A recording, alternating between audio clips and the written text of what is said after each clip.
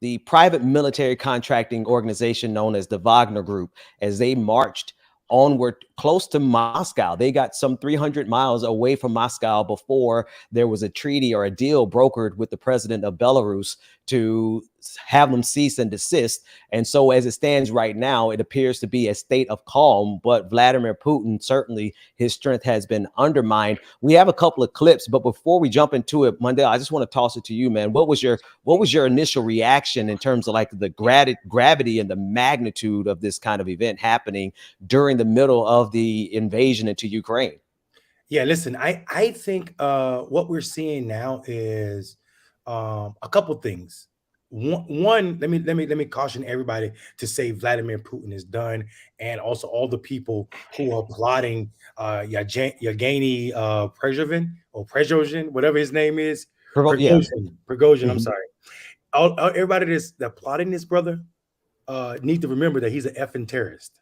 He's an effing terrorist. He's done a lot of terroristic stuff all over Africa, a lot of harm for Russia. He actually carries out all of the stuff that Russian intelligence can't do, so they can so-called keep their hands clean. And we should not play games with that. And also, let's not forget that he is also the source. The Wagner Group is the source that the United States charged with misinformation from 2016.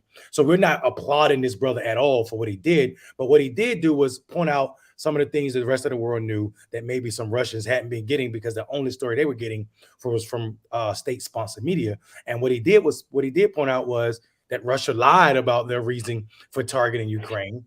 They were actually bombing and killing people for no reason. There was no aggression from the Ukrainian army against Russian troops, right? So he put this on display, and in putting that on display, we saw him challenge and weaken Putin in a way that we've never seen in modern times in Russia.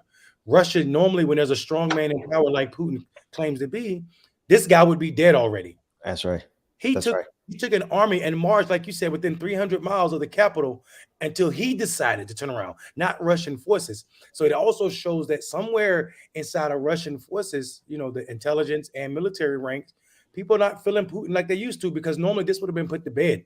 They would have killed this group of soldiers or missionaries and got rid of them. But what we saw was these people were allowed to turn around after they drove through Russia and took over a military base and leave with people supporting and taking selfies with Prigozhin, right? Taking selfies with him as he drove to Belarus, where he would live out his days, basically to keep his strongman companies in Africa, where he's doing all types of dirty business. So I think what we saw, what the world saw, was Putin is not as strong as he pretends to be. We saw the weakening of his hold on Russia, but I also think we would be jumping the gun if we said this means anything as it pertains to the war in Ukraine. Absolutely. Marcus, I'm going to come to you, but I think we have a clip with a decent summary from the Today Show. Let's run that clip so we can get a little bit more background on all of the chaos that took place over the weekend in Russia. Let's bring in the former U.S. ambassador to Russia, Michael McFaul. He's an NBC News international affairs analyst. Ambassador McFaul, thanks so much for being with us this morning. I'm curious what we should make of these last 36 hours. What does your experience, your instinct, your sources tell you about what we just saw, and frankly, how quickly this deal came together to send the mercenary leader out to Belarus? Well, Willie, my experiences don't tell me much, because this is pretty unprecedented, what we just saw, most certainly in the Putin era. Think about it. This was a mutiny. It could have evolved into a coup. Mr. Prigozhin and his fighters faced no resistance. They took that city of Rostov you've just been showing without a fight. That's one of the 10 largest cities in Russia. And they were on the move to Moscow. It looked like we were going to see the beginnings of a civil war. And then Putin and Prigozhin both decided to negotiate instead. So they played a game of chicken and backed away. It's very striking to me, because the night before, Putin called these guys a traitor. 4 hours later, he was negotiating with them. And we still don't know the details of that negotiation, but it makes Putin look very weak. Yeah. Marcus, what are your thoughts about all this, man? I ain't got nothing to do with it.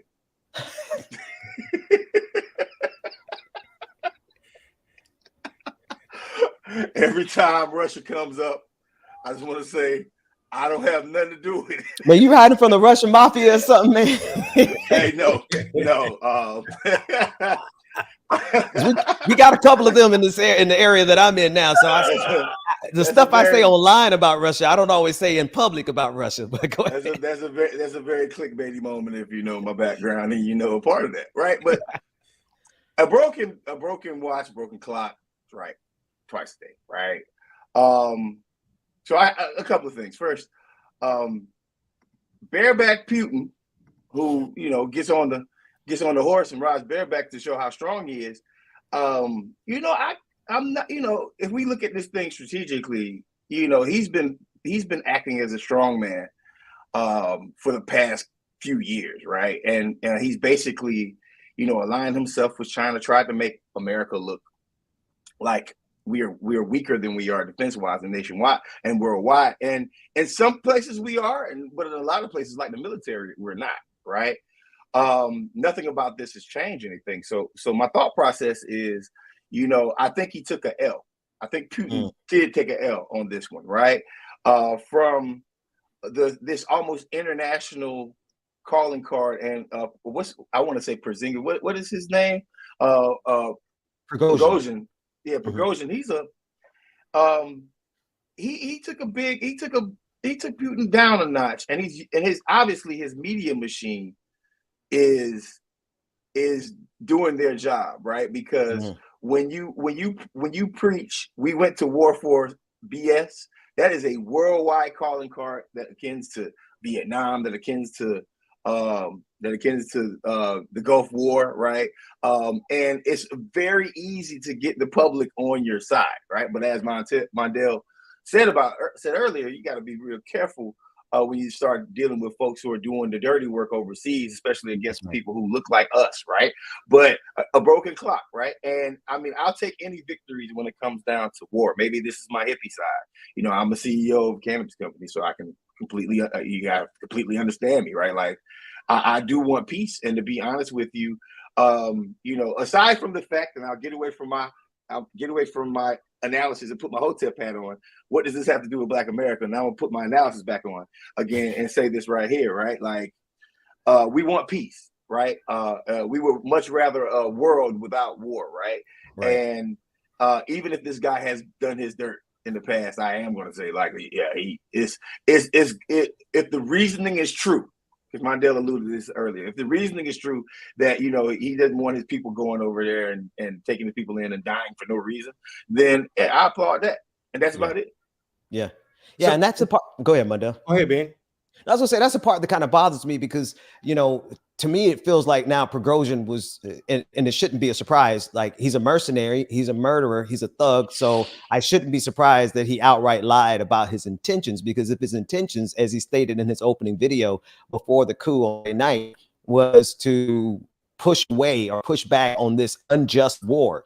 Right. He said everything that I have said about Putin's invasion into Ukraine. This is what Prigozhin said. And then he gets to, just outside of Moscow, and all of a sudden he has a sweet deal with Belarus. Now, here's the thing. As much as I was, and we have another video that we'll play on Monday. I'll let you get in there first. But as much as I was excited to see Vladimir Putin taken down a notch and potentially be overthrown, I was just as anxious with the potential of this guy Prigozhin getting access to nuclear weapons. Right. And you all know who this guy is. And we have a clip that really unpacks what the Wagner Group really is. But there's a mass grave in Africa right now with 500 Black people in it. And that was done by the Wagner Group.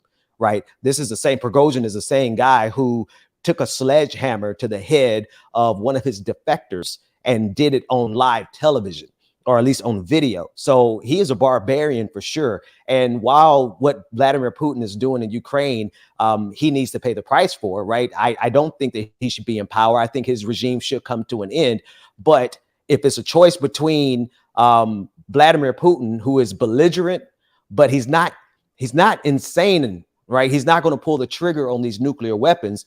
Or if the choice is between him and Prigozhin, I honestly think the United States is actually happy right now with this deal with Belarus, because Prigozhin could have gotten his hand on these nuclear weapons, and that would have destabilized the world in a way that I don't think any of us could really imagine. So if one last thing, and then Mondale jump in there, like this should be a warning to every nation that is putting money and millions and billions of dollars into these private military contractors, because you're creating these mercenaries that can turn on you whenever they decide to. And that is a wonderful point. And the point I was going to get to is that, you know, in Russia, it is illegal to have private military or mercenary groups, except for this group was allowed because this is what the world deemed as Putin's chef through his restaurants where Putin and his gang used to meet. And then he went into the misinformation of 2016. Then he started carrying out, like you said, Ben, all of these acts, these military acts throughout the country. We saw him in Syria. We saw the Wagner Group in Africa and several countries doing dirty business for strong arm or strong men in those countries. And so what we see is when you create this much power for a private entity, will turn on you. That's and right. It's not, and I think it's wrong for us and also illogical for us to divorce this from Donald Trump's movement in America. Now, people might say I'm reaching here, but I'm telling you, we're not. When Donald Trump creates this idea of MAGA, we've seen the people sometimes say Trump is wrong because we know Trump don't have no principles and he'll turn his back on anything. We've seen some of the same thing from the rebellious people, those folks who ran up in the Capitol and said, we disagree with Trump and this movement is about more than Trump. This idea, Ben, what you just said is spot on. The idea that you're creating your failure or the hole or the trap this is my old folk would say it, old black folk, the hole you're digging, you're gonna fall in, right? This is the trap they're setting. And I think this is beyond dangerous when we sit and think about what happens when you give a man who loves money, who has power, right? And then you give him a military with tanks, bombs, and access, and as he said, 35,000 men that are ready to die for him, then you're already setting up yourself to be at war with someone who thinks they don't have to answer to anything. Absolutely. Right. And if you think about it, right, if you look back at the East India Trading Company, right, no matter what the government's official, what kind of government it is, whether it's communist, whether it's American, democracy, there's a capitalistic aspect to all of this, right? There's money involved, right? And these private groups, right? If you have an army, if you have a private army that is bigger than your country's army, and it has a money-making thought process, then what better way to make more money than to use what you have and the government actually paid you for to take over the country, right? So you guys are spot on. The only thing that I have to say is I don't know, Ben. Whether America would be more happy with Putin versus this other guy, because there's a lot of issues that this baggage this guy comes with, right? And do you want automatic? So America is going to sit silent on this one, but we got to also just remember one thing, and this is the military member in me: violence anywhere, right? War anywhere, destabilization anywhere can always end up into American soldiers dying. And anywhere on this planet, right? So the more stable it is, to be quite honest with you, the safer it is for the citizens of that country, and the safer it is for Americans at home, because we know we like to stick our nose in everything at all, right? So we just got to be careful about that. Yeah. No, absolutely. There's a video with from Al Jazeera English with some good background on what the Wagner Group really is, and I think as we watch it, I do want people to take in consideration what the world would be like right now today. I'm really torn about this, because as much as I would like to see Vladimir Putin go, when you watch this video, I really want you to think what the world would be like if Prigozhin and Wagner Group had successfully completed their coup. And then number two, everything that Marcus and Mundell just said, I want you all to think about the kind of resources and money and weapons that are being poured into groups like this, because America, we have our own version of the Wagner Group, and it's called Blackwater. So let's take a look at this clip from AJ English.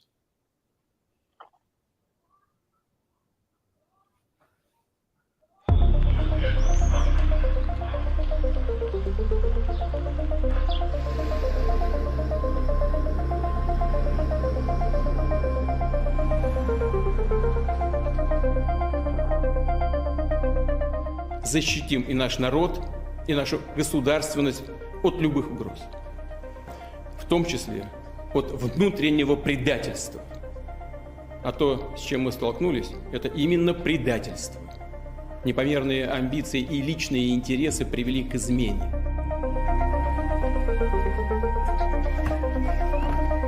Боевой работы уходят штатно, проблемы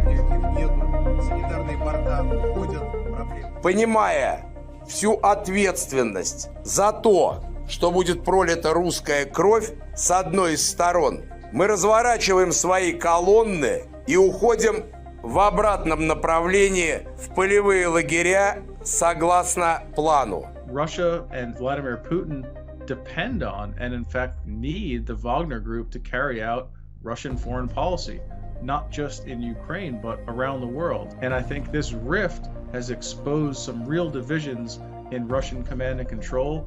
And, you know, frankly, it's made Putin look quite weak.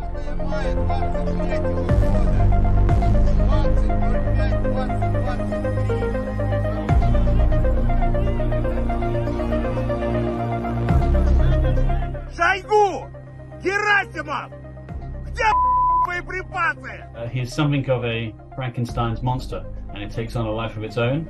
He's not reliable. He's not a member of the armed forces per se. He may have had a license at some point from Putin to kick out to an extent in order to shock the Russian army into more effective warfighting. However, that has gone way beyond anything that Putin would ever have envisaged now. So that's just a little bit of background on the Wagner Group. One thing I guarantee, I don't think this guy is going to live a lot longer, despite whatever deal he broke with Belarus, because Vladimir Putin has been weakened in a significant fashion. He is going to have to show some strength here for him to be able to continue his regime. And one way he showed strength, quote unquote strength, was the attack that we saw happen just yesterday, and then the ongoing war, obviously, in Ukraine. What do you guys think about the life of Prigozhin? Do you think he's actually going to get away with this and be able to, sleep his days away nice and comfortable in Belarus? I got a better question. I got a better question for both of y'all, and that is, what do you think Vladimir Putin said? I want us to speculate for a second. What do you think Vladimir Putin said the moment that he found out that this guy was going to take over a city, and B, what do you think their first conversation consisted of? What do you think was said to stop that march on Moscow? Yeah, I think what happened though is I don't think they had a conversation since. I think Vladimir Putin immediately went to the media because he controls the state media, and this is the problem with the Wagner Group. The Wagner Group has a wonderful access to social media, but social media does not reach most of Russia because the Russian government controls what and who sees what messaging. But I think what happens though, his popularity, there's been studies that show that this guy, Prigozhin, is the 7th or 8th most popular or recognizable political figure in Russia. He's not even a political figure, and he's most notable. So he's more notable than most of the generals over there. So the idea that he's this popular with the people gives him a little bit of leeway with why he's not dead right now. It probably explains why he's not dead right now. But I will say this, Ben, I don't think you're far off. I don't see how this man gets to live in a Vladimir Putin space, because what he done when he allowed his tanks to drive down the streets of Russian cities to head at some of the top generals and top people, and also come at Vladimir Putin's reason for this war, was put Vladimir Putin's back against the wall in a way that he never wanted it to be. Also, when you played this video, you said something that is extremely important. I don't think the world is safer with Prigozhin as the head of Russia, or even if this coup was successful, right? This brother is a devout Stalin. He literally wants this war in Ukraine to be as violent and as victorious and clean cut for Russia as possible. So anybody thinking that people that see the world like this, don't forget he's also been charged with so many counts of crimes against humanity and war crimes, not just for this, but what happened in Syria and also what happened in countries in Africa, not to mention the rape charges that him and his men have been charged for. This is not type of person we should be celebrating, and I'm glad we're not on this show. But what I am saying though is that dichotomy that you talk about, being where I think we need a world without Putin in control because he's a dictator. I don't know if replacing it with Prigozhin. Prigozhin is the answer. Right. That's scary to me for sure. Yeah, no doubt. Well, we'll we have no choice but to keep our eye on this particular story, because it started off this weekend being one of the most significant weekends in world history. Like, had Prigozhin gone all the way to Moscow, that would have been like truly like the 1917 Russian Bolshevik Revolution. And so even though it's not that significant now because he backed away, we keep our eyes on this story, because any slight change in this, I don't think it's over. I honestly, at the end of the day, I don't think this particular episode is over. And we just have to see how peacefully Prigozhin gets to rest in Belarus for the next couple of years. I want to go to another quick story, and this one's coming from an opinion piece article that was put out a couple of years ago, but I think it's absolutely important for us to discuss now. Racism among white Christians is higher than amongst non-religious. I'm going to say that again. Racism amongst white Christians is much higher than amongst the religious. This article from NBC News. I think, at the face, before we get into it, and we have a couple of clips, I think Donald Trump actually kind of exposed that in a lot of ways, right? We have in this country the white evangelical church, and we're going through this particular period of time where this renaissance of white supremacy and racism is coming to this country, and it's coming through the white evangelical church in a way that I haven't seen in my lifetime. And so it's no surprise to me, because my personal experience, and now actually, before we play these videos, I actually want to know from you all's experience, but my personal experience is that I have much more allyship as a Christian, as a Black Christian, the allyship that I have with non-religious white people compared to the lack of allyship that I have in my fight for justice for Black people. The white folks who march side by side with me generally are atheists, agnostics, or some other faith. Every now and then I get a couple of Christians that are there with me, but the majority of them who are standing with us are non-religious. And then on the other side of the aisle, every person that I look at that we're fighting against claims to be a Christian, a white person claiming to be a Christian, and they seem to uphold the very fundamentals of racism and white supremacy. I haven't even mentioned anything about history, the historical fact, but I just, before we watch this video, want to come to you, Marcus. What's your initial reaction, even when you just get that headline that white Christians are, rather, racism is more prevalent amongst the white religious people than it is non-religious people? I think there's the movement between being a secular person and the amount of folks who are secular and the amount of folks who are, don't worship anything at all. We all know that that's gone up recently in the past few years. But more importantly, man, like, this is what America was based off of, right? And this is not critical race theory, right? The slave owner used the Bible to defend beating us, taking our women, separating us from our families, right? This has been going on since the inception of this country. It's just that with social media and with the media and with also like detailed scientific studies, we can actually sort of pinpoint and prove the things that we've known for a while. I got a quick story. There's a church, and the church might not be the same anymore, but there's a church in Jacksonville, Florida called First Baptist Church. First Baptist Church has been, if you ever go to Jacksonville, Florida, and you ever say, how come there's all these big buildings, these big, beautiful buildings downtown, and there's nothing to do downtown? Well, you can thank First Baptist Church for that. And the reason why they did that is because they didn't want necessarily having an economic driver and having Black folks in the city become powerful. Because if you look at that city council district, I believe at the time downtown in Springfield were one district. Now I think it's separated. I think it was separated, but now I think it's the same district downtown. But what I'm getting at is that religion is one of the main drivers of funding for the Republican Party, right? Donations flow through. And you got to think about the names of some of these organizations. They always mention faith.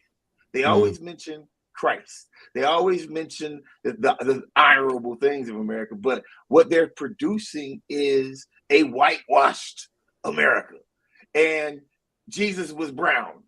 So they're capping to themselves. They are literally lying to themselves about exactly what religion is, and they can only prove things because I believe that they're using the teachings of Jesus Christ in the wrong way.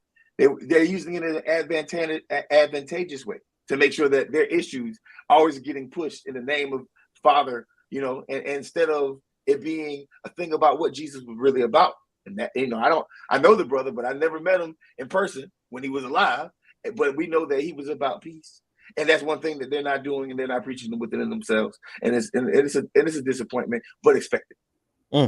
Mundell, it says in the article, in public opinion polls, a clear pattern has emerged. White Christians are consistently more likely than whites who are religiously unaffiliated to deny the existence of structural racism. Like, what are your thoughts? Yeah, I mean, this idea, Ben, as you and Marcus both know, has been borne out. We see this in this idea to make Jesus this blonde-haired, blue-eyed creature. We see this idea to carry on white supremacy, not just in America, but in all of this so-called new world. We see the need to erase the importance or the existence of Black and brown people. This idea to say that in order to be divine and also in control or superior, Jesus needs to be us.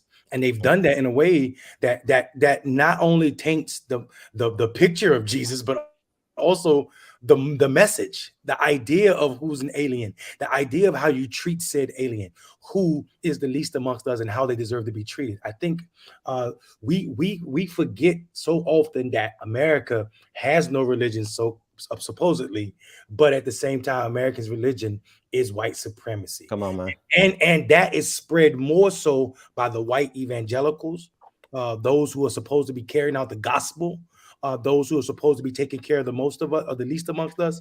And we see that and cannot argue that point. No one that cares about facts can argue against that point, because how can you say the Republicans is this party? And then we're talking in the context of the Faith and Freedom event that just happened this weekend, yes, where all the Republican candidates went, right?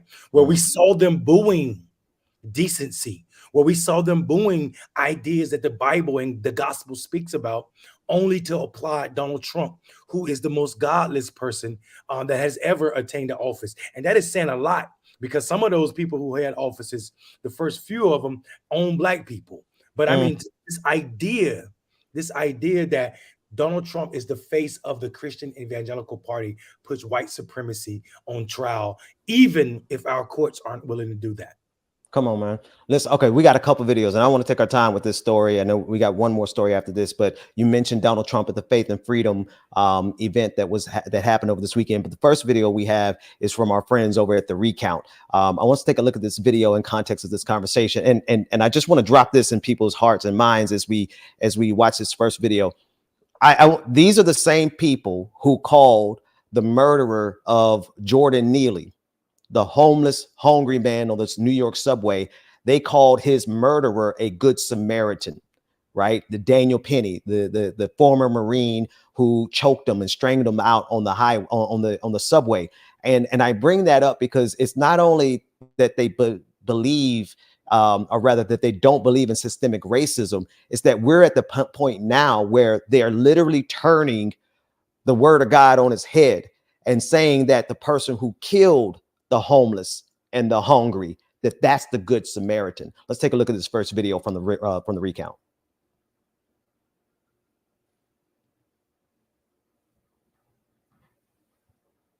We may have lost. Okay.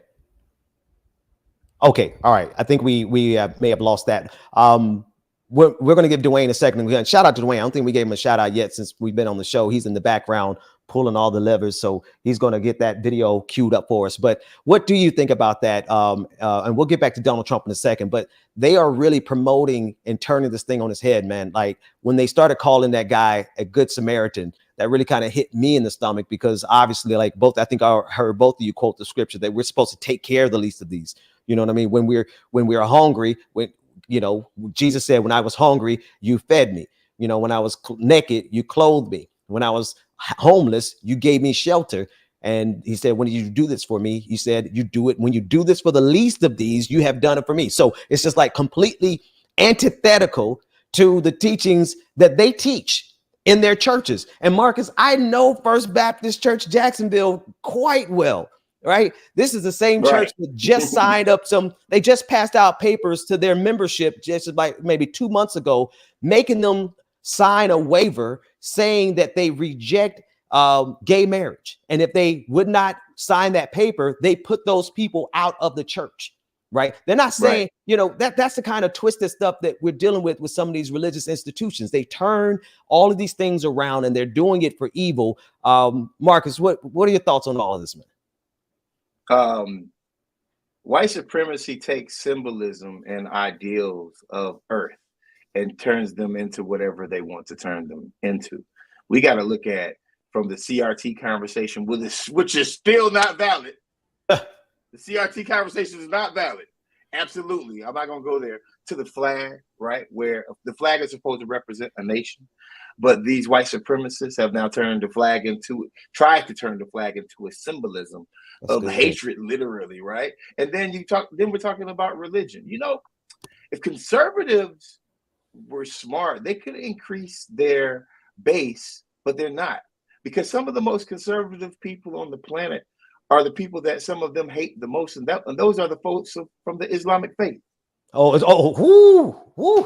The Islamic. Okay. Let me tell you something. If you want to talk about some of the most conservative people on earth, it's people of the Islamic faith, especially those 60, 70, and 80-year-old Islamic folks that have been, some of the first American converts. Whether from a different country or whether they're from the Nation of Islam. These people are conservative people. And what I mean by that is they are money conservative. They don't like big spending, right? They don't like a lot of things. But unfortunately, the Christianity portion of it lets them slot racism, right? Yeah. And lets them slot hatred.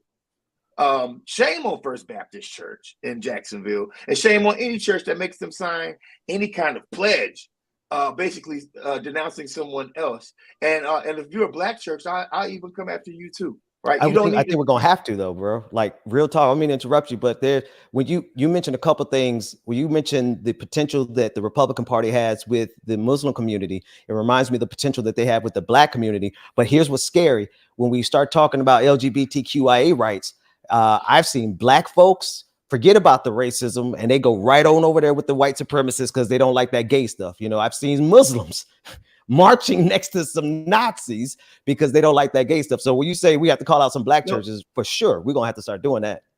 No offense, but if you're a black church and you feel that way, fire your choir director. Right now.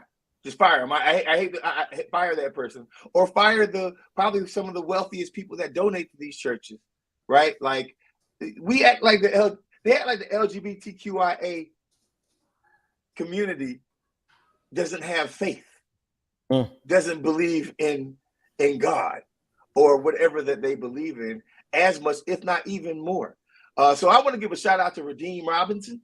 My brother Raheem over in LA right now. I don't know if you're watching. If you are, you are. If you aren't, you aren't. But he goes out of his way as a pastor to marry same-sex couples, right? But he's still black, right? And he's still black first, right? The issue is that they're not operating out of love. But thankfully, and I'm pretty sure that we can find the stats on this, the evangelical church is not growing members. The evangelical church is dying off very slowly. So they're doing these things as last ditch efforts to make sure that they can maintain their whiteness and their supremacy. And when you're about to die and your back is against the wall, that's when you're most dangerous. I like that. We can't be ahistorical on this show. We shouldn't be, so we can remind viewers that, the historical context in which we find ourselves with the white evangelical movement is that of the story. It's the story of desegregation. It's the story of slavery, right? When we saw that the Supreme Court said we had to desegregate schools, what did white folks across the South do? Privatize all their schools. Exactly. They said we will not send our kids to school with black folks. So they started creating these school choice ideas where they started creating these white Christian academies. This is the birth of the white Christian academy and all the people like Pat Robertson, who just died. Thank God. I said, thank God. Yeah, I mean, like, let's be honest. I mean, Amen. these people created their entire model around excluding Black people using God, Mm. and creating spaces for white people to be separated from what they said were, the beast of the nation, Black people. And Mm. I think when we look at it in the historical context, it reminds us that Donald Trump only shined the light on something that always existed, right? If you look at this argument right now, it's no longer a Christian Academy argument. It's school choice argument, but it's still about segregating Black and brown kids from a fully paid public school education, and it hurts our community long term. And I think people forget that all of this stuff is connected. None of it is siloed.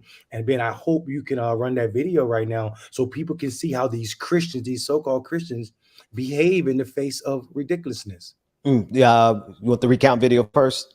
I think so. Yeah, let's take a look at that one. Why am I running for president of the United States? I'm running because he's let us down.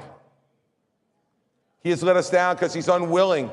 He's unwilling to take responsibility for any of the mistakes that were made, any of the faults that he has, and any of the things that he's done. And that is not leadership, everybody. That is a failure of leadership. And you can boo all you want. But here's the thing. Our faith teaches us that people have to take responsibility for what they do. People have to stand up and take accountability for what they do. Now he's there. That's Chris Christie at the same event that you're speaking of, the Faith and Freedom event this weekend, talking about Donald Trump. But because he talked about Donald Trump, they started to boo him, right? And he's talking about Donald Trump in the context of his faith. And I'm not a fan of Chris Christie, but what he said was absolutely true. Spot on, Ben. Listen, Marcus, you and Ben both know this. You can't act in a certain way to become worthy of salvation. Salvation is beyond our worthiness. Like we don't deserve it. But you must repent for all sins if you are to accept Jesus as your savior. This is what my faith tells me. So what Chris Christie is telling these so-called Christians in this hall, if our faith is based on accepting responsibility for sins you've committed, right? Or apologizing or repenting from them, then Donald Trump is the antithesis. He's the opposite of that. So what the narrative is, Chris Christie was booed. But if they would have played that video long enough, you hear people clapping in that hall because there's some truth to, like you said, I can care less about Chris Christie because he himself allowed Donald Trump to exist when he wanted to be a part of that administration. Right. So he too is faulted in that. But he's telling the truth when he's talking about Donald Trump's lack of ability to take responsibility and how that divorces him from what it meant to be a follower of Jesus. And I don't think people are willing to take on that. And if you don't believe me, these same so-called Christians, Marcus, in the next video that Ben's going to play after you speak, you'll see how they react to the nothingness, the nastiness that is Donald Trump. Hey, these evangelicals no longer have faith in Jesus. They have faith in Donald Trump. Thanks. And when it comes down to it, being reflective and I mean, these guys are the same guys that look at January 6th, the whole thing as a hoax. Now, if I don't know if we recall that day, but we were all here on Clickbaity watching that live January 6th. And I know what I saw violence, right? But their faith is Donald Trump. Their faith is not Jesus, right? Just so if their faith was Jesus, then they will have an understanding that there is a punishment for crimes. Even Jesus said that, right? Given to what? Rome, right? But in comparison to if it was a bunch of black folks out there, January 6th would have been considered a riot and their religion would have been Donald Trump. Therefore, January 6th is no longer a hoax. January 6th was a real thing where all the black folks came and all the gangsters and the thugs and every other word that you could possibly think of for us would have happened. I only bring up January 6th to show you the kind of everlasting faith that these people have for Donald Trump when it comes down to honesty, truth, and integrity. They don't have integrity. Do you know how hard it is for them to look at their fearless leader as someone who has done anything wrong? It's almost impossible. Listen, I'm a real big I'm a real big Barkley fan. I'm a real big Jordan fan. I'm a real big John Morant fan. But Barkley was an asshole. Michael Jordan gambled. And John Morant been messing up, even though we had a conversation at one point. John Morant needs some guidance. I am willing to take my favorite people and say, you know what? They have their flaws. The issue with these folks is Trump is a religion. Come on. He is not a president. He is the epitome of an ideology that allows these people to get away with never having to be accountable for a damn thing. Not a thing. Let's watch Donald Trump at the same event. I'm probably the only person in history in this country that's been indicted and my numbers went up.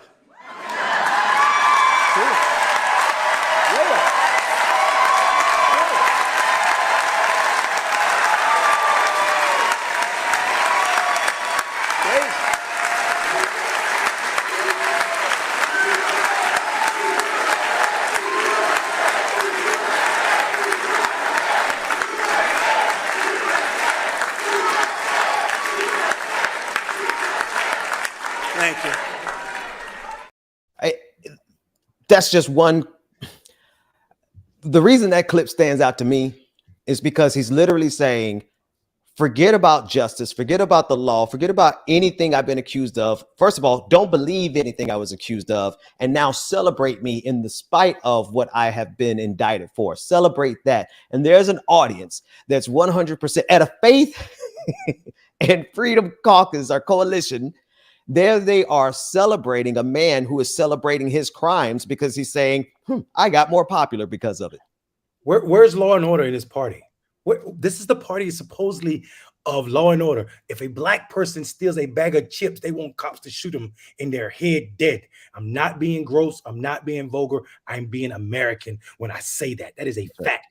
These people sit and pretend that they are about cops. They're about law and order as they mock. But through Donald Trump, they mock the justice system. He raised $12 million on 2 indictments in one day. In one day, if you look at the day after each indictment, he raised a combination of $12 million to say that these people are spitting in the face of justice, to say that they don't give a damn about justice, excuse my language, is to be spot on. This is not about justice. It is about cult-like behavior, and that the thing that surrounds them is not God. They have made Donald Trump the symbol of USA because Donald Trump is the symbol of white supremacy. That's right. That's right. Marcus, this is the thought that comes to me about this, and I'd love to hear your thoughts before we move to this next story. It's the fact that this group of supporters, they have extended like this blanket covering to and back and forth between them and Donald Trump because Donald Trump can get away with literally anything. But what bothers me the most about this is the fact that if they actually followed their own Bible, if they actually followed what they actually say they believe, I think they know. I think they are very conscious of the fact that there's parts of their faith that they absolutely have to ignore, because if they followed it, then they would have to admit all of the things that this country has done, all the ways that they have benefited from it.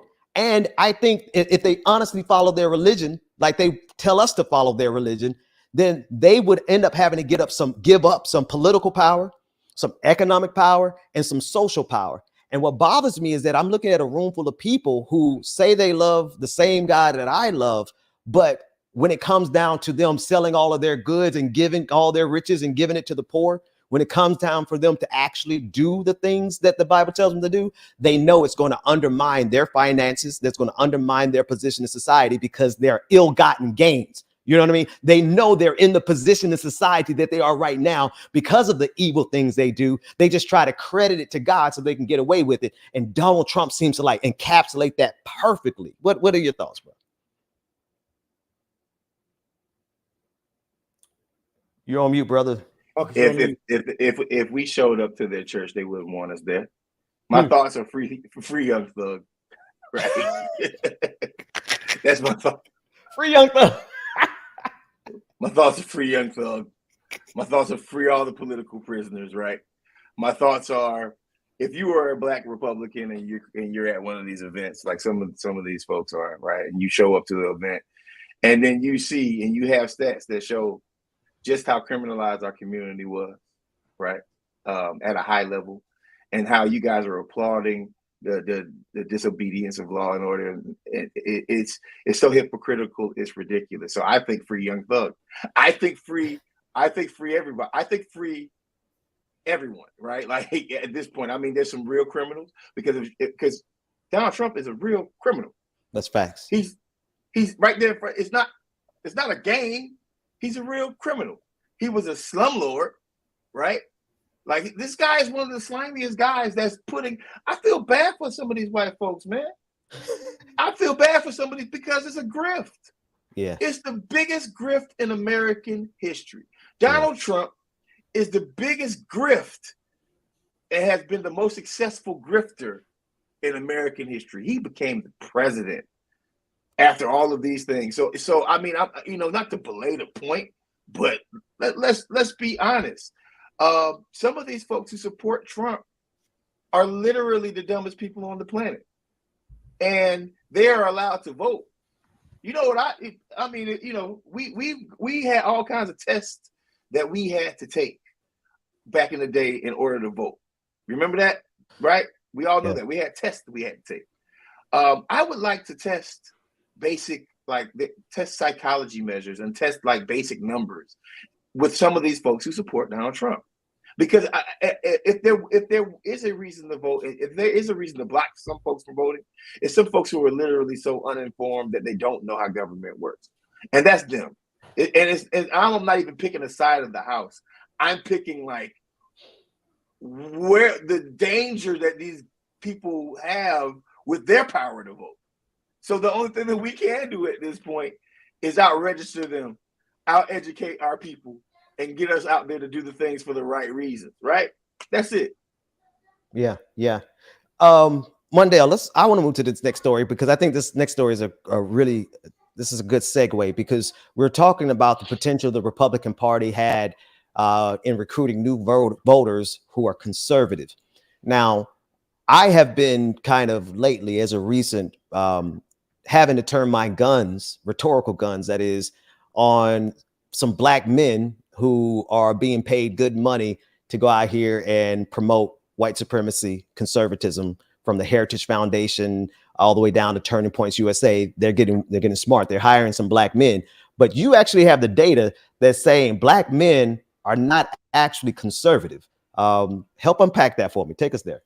Yeah, if somebody could click on the overlay for the first one, the first graphic. Listen, here's what we do know, guys. We absolutely know that in 2020, 2019, leading up to 2020, there were thoughts about Donald Trump's going to get 20% of Black men vote. We heard this before. We heard this when Clinton was running against the first Bush, and all of these headlines were based on one poll about Black men being more conservative and Black men voting for Donald Trump in a way that we had never had before. And also some of these people, all of these articles right here that you see on the screen were headlines that were out about Trump getting more Black men after the election. The problem with that is they weren't based on facts. They were based on exit polls. Everybody used the same exit poll and wrote articles about this, right? Ben, if you could bring us 3 back up, thank you for that. Listen, everybody literally, brother, everybody literally said, we're going to use this exit poll from Edson. Edson is this horrible company that every year gets millions and millions of dollars to run these exit polls. And we know exit polls don't do anything to support the truth. But what Pew said is, finally, Pew and Brookins said, we're tired of this. We're gonna get some real truth. And if you go to the next graphic, being G2, you will see what was said. This is actually not based on an exit poll. This is actually based on what really happened. These are validated voters, I mean, they went through the system and saw these people named and saw their votes, right? And if you look at point 2 on the 5 main factors or accounts on how Biden was successful, the second one reads, and I quote, contrary to the fears of some Democrats, Biden maintained solid support among African Americans. What they're really talking about are Black men, because as you see in the next sentence, Biden received 92% of the Black vote, statistically indistinguishable from Hillary Clinton's 91% in 2016. His support among Black women were never in doubt. Listen to this. But President Trump's alleged appeal to Black men turned out to be illusionary, right? His share of the Black male vote fell from 14% in 2016 to 12% in 2020, while Biden raised the Democratic share from 81 to 87. Let's go back. Ben, you might remember this. Marcus, you and Ben know we were on TV. We were on during COVID. We were doing this topic every day almost. Yeah. Ben, you and I were on a segment of the main show on TYT. That's and we right. talked about, I said it was never possible that the Republicans were going to get any increase in Black men. Everybody thought I was crazy. You brought me on the show to say that point of view, and here it is, finally validated. And because somebody white said it, may make it come true, right? But here's the sad part about this. Listen to what they said. Black women vote was never in jeopardy. Neither was Black men. Nobody ever said anything about Candace Owen. Nobody ever said anything. I'm gonna be 100 right now, and it's probably gonna piss some people on the outside of the aisle off. They kept saying in 2018, the year that Stacey Abrams lost the election, right? Yeah. It was stole from her, however you want to put it, right? They bashed Black men for 12% of them voting against Stacey Abrams. The state below Georgia is Florida. Nobody said anything about 13% of Black women voting against Andrew Gillum. Nobody said anything in the same election year. Black women were not demonized for that. Nobody said anything about Candace Owen, Omarosa, Diamond and Silk, but they had everything to say about Ice Cube, Kanye West, Lil Wayne, right? So I'm telling people, you continue to hold Black men to this different standard, even though we continue to show up in light and in a different light than what y'all are painting us, it's going to cause harm. We saw that harm in 2021 in Virginia, where Black men didn't switch over to Republicans. We just said F the election and stayed home.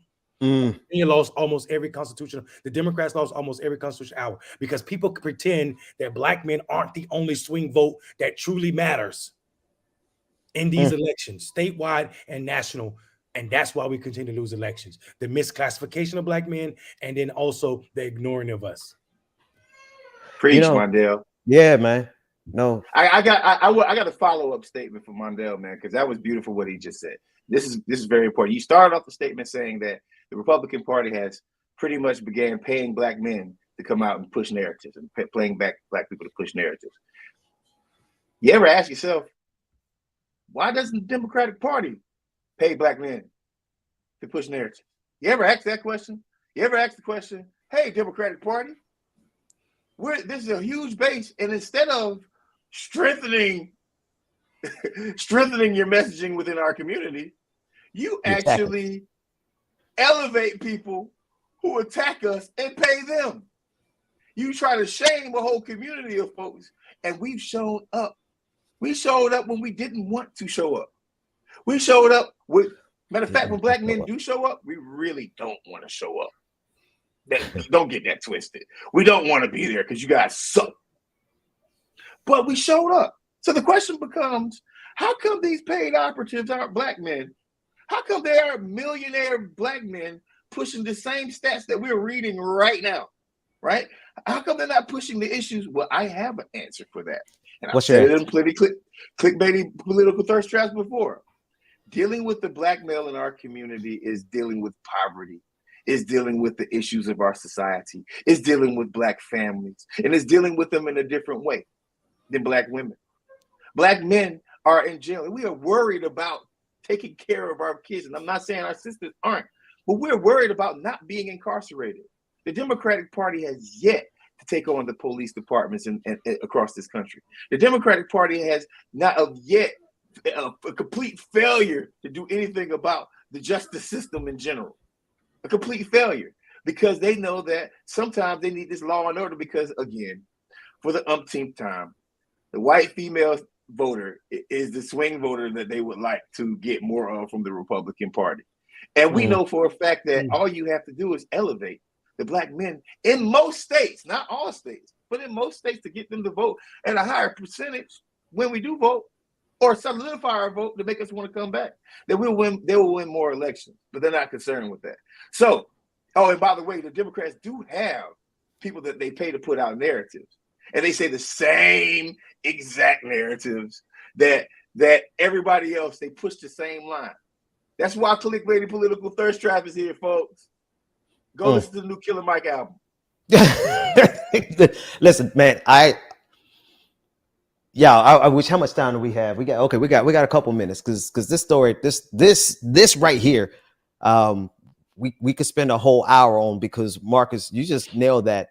There are so many operatives, black male operatives right now, 2023 leading up to 2024, being paid by conservatives. Number one, why isn't the Democratic Party and all of the money that's coming through that party's hand, all the different organizations, why are not they doing the similar thing? Right? Because we do know if we shave how many percentage points, Mundell, of black men, if we stay home or switch party, what percentage do we lose before Republicans win? 2%, bro. If 2% of black men just choose elections to sit out elections or vote for Republicans, we're gonna have a lot of problems. Let's put it in context. Okay, so if 2% of black men sit out, we don't win some of the states we win. Joe Biden don't win some of the states he win in, right? Let me say it a different way. Prime example: if the brothers who turned out in Georgia in 2020 who didn't vote in 2018 don't show up, Joe Biden does not win that state. We do not win the Senate seats, and that's enough damage to make people understand. We do not have a majority without the brothers who showed up in Georgia. We do not have a Senate majority. And right now, I can tell you without a shadow of a doubt that Republicans know that. And they are putting money into that. They don't care whether or not we come and vote for them. That'd be nice if black men go and vote for them. They just want to depress the vote as much as they possibly can. And so there are black voices. And I want one other thing, because I want to send this particular clip to this one black conservative who is spreading this narrative about the concern that black men have. And I remember you were doing those sit down sessions, Mundell, across the country with black men, and you were stating about when you asked them about public health safety, right? What was their concern? Public health and public safety. And if I remember correctly, you're talking about it was a surprise, but what was the concern for public safety for black men was safety from the police. Right. You know what I mean? And there right now, the narrative that's being woven is that black men, we're not concerned about the police, We're concerned about black on black crime and what's going on in our neighborhoods. Yeah, we're concerned about that too. Yeah, we are. But when you ask black men based on the data, what was some of the data points that you got, Mundell? No, you're absolutely right. And Ben, we in those conversations you're talking about called Brothers Be Voting, we chose that vernacular intentionally. You both know that. And we still continue those. We just finished a 1,100 person one. Now think about that. Wow. We see studies across this country to tell us what the entire country is based on. It's 300 and some million people in this country, right? And they do surveys with maybe 2,000 people, right? Wow. Right, for everybody, with maybe 30 or 40 black men in there. We have 1,000 plus votes or voices from black men talking about what really is ailing them. And what we found out, Ben, the information has not changed. It's a language thing. We say public safety, and we don't mean more police in black community. We actually mean police black men like you police white people, right? The number one issue, like you're talking about, the world would tell you that black people care more about healthcare than anything. Not for black men. Black men told me in these conversations, Ben, Marcus, y'all know this. Marcus, you sat in a couple of them. Ben, you've been to one. You have. They literally said, what the hell is healthcare going? What good is healthcare going to do me if the cops shoot me in the head on the street? Healthcare can't save that. That's racist. Yeah, but Mundell, I do have one point. $750 million were spent in Georgia, as we said last week, in order to win this election. You mean to tell me that funders, donors, and the Democratic elite would much rather spend $750 million instead of having your candidate change their talking points, instead of having your candidate push policies that would naturally get us out? We'll find out about it. Trust me. We would literally find out without you having to spend Matter of fact, save your money. Tell your politicians to change your talking points. Tell your politicians to change policies. And then spend that money on programs, $750 million on programs that are within the black community. How about that? It's so easy. But they would much rather spend $750 million in one state to change policies to make it easier for us to go vote for you. Mandel, I don't mean to jump in front of the line, but this connects a dot for me. The reason they don't want to spend that to change their talking, they don't have to spend that, and they could change their talking points, is because they're still capitulating and catering to the police on both parties. That's a fact. Mandel. No, you're spot on, brother. I have very little to add to that because it's just be me mansplaining to two brothers. Because it's a fact, and where that fact exists in black men in our political statement that people tend to forget because they think we're apolitical when we're not, is that 82% of black men don't trust black politicians. So imagine what that number is for white politicians. And this is not me just throwing out statistics. We have the data. We have the data to show that, right? Black men don't trust politicians. The Democratic Party, less than 50% of black men trust the Democratic Party. Even less trust Republicans. So this idea that black men aren't paying attention or are unaware is wrong. It just doesn't match up with the fact that black men is the margin person in America. And by margin, you can't find a demographic that live more on the margin than black men in this country. Facts. We have the worst healthcare outcome. We're the only demographic that can be born rich or wealthy and will experience poverty in our life. We're the only demographic where that is a reality. We're the only demographic that is over-policed at a manner or a rate that is double that of our white counterpart. People can't, there's no need to deny what it means to be Negro man in this country anymore. So when you couple the fact that we're on the margins, and then you got these half-ass, excuse my language, y'all, politicians and also strategies that are catered, like you said, Ben, to this white status quo written by the white status quo that came in with Bill Clinton, might I remind you, who used the Southern strategy, which is, let's tie this all back together.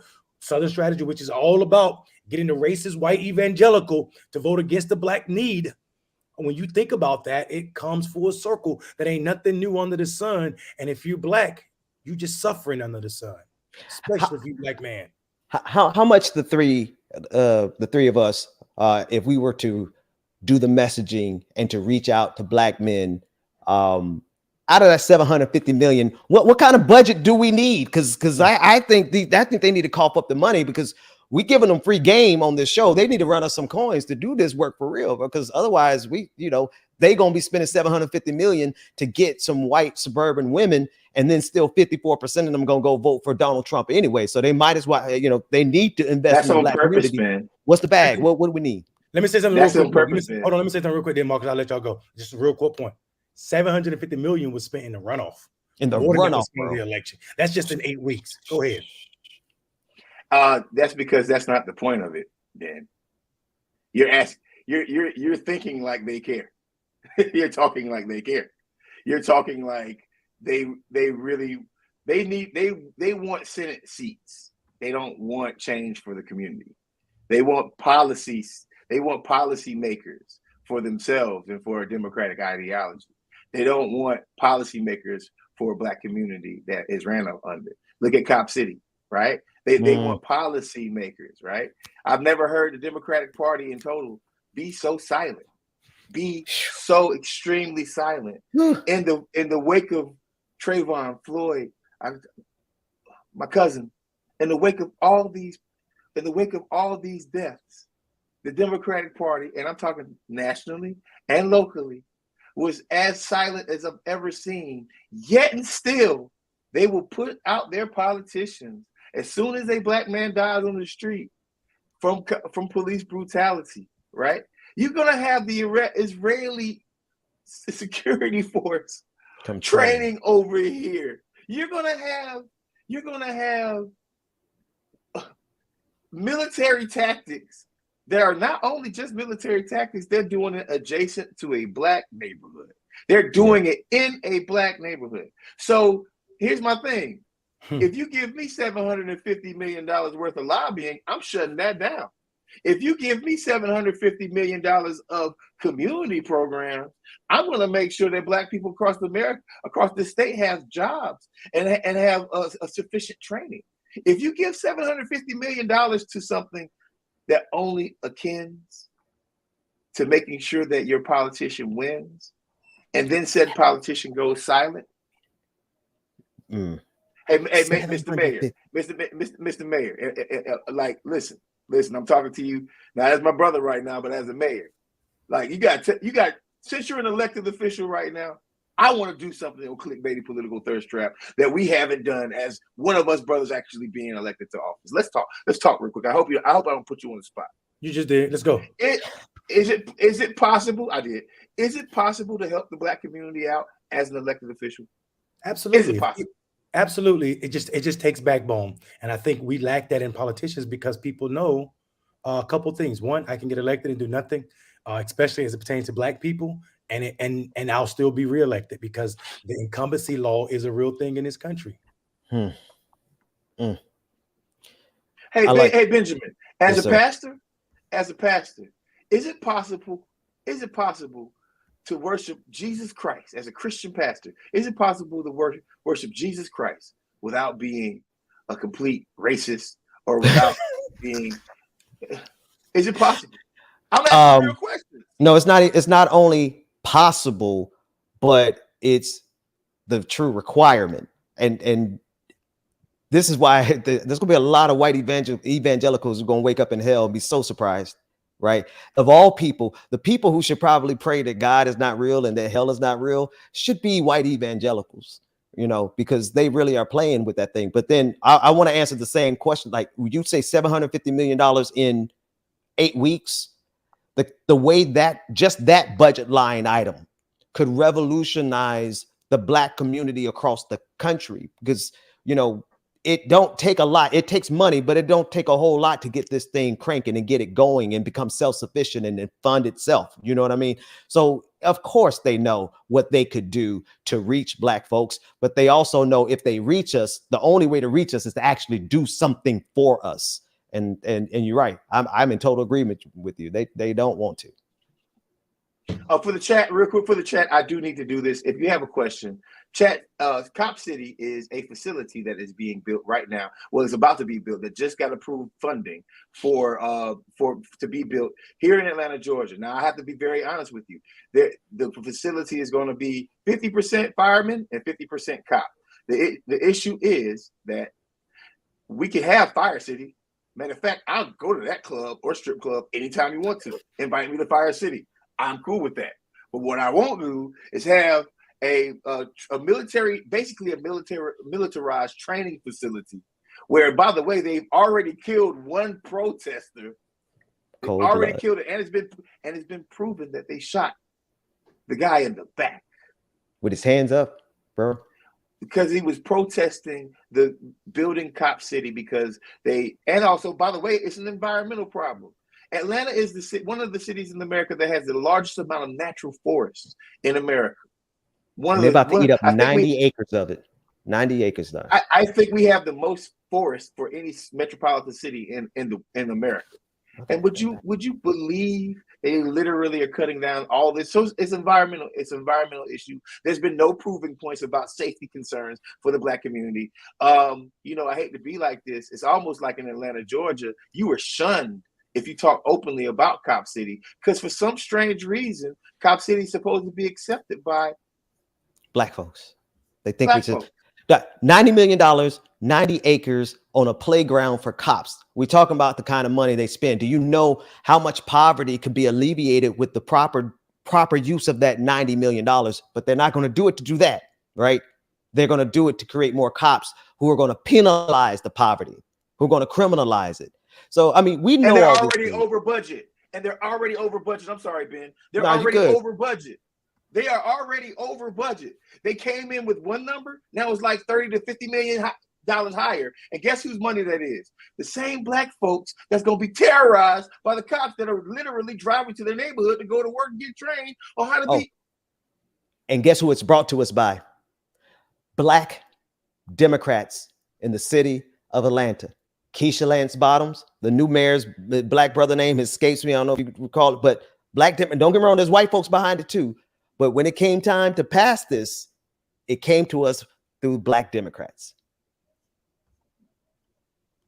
So those 82% of Black men who don't trust politicians at all, I totally understand where they're coming from.